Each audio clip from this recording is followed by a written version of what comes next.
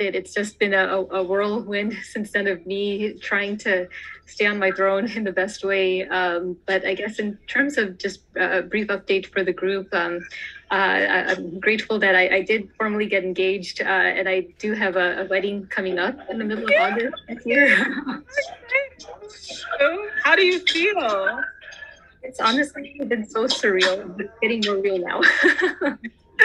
That is amazing. You haven't been on a call since, I would say, before Ramadan, since like about March or so.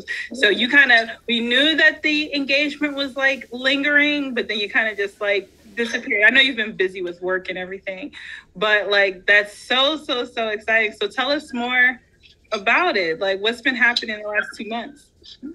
Yeah, so I think where I left off was when the families were going to meet, and I just had a ton of anxiety with that, with respect to how am I going to be able to navigate this. And I just was so grateful for the advice from everyone of really practicing being a queen, in the sense of leaning back, not feeling like I have to go in and over explain and overwhelm him with all these details before he and the family meet, which I thought was the best advice ever, because that's not how I normally operate, since I tend to be more on the anxious side.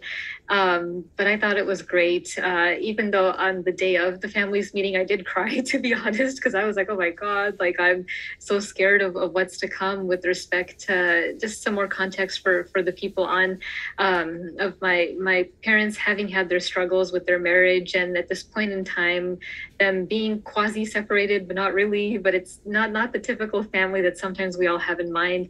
And then dad with his own health issues, including dementia and memory loss. So sometimes he says or does things that isn't the most appropriate.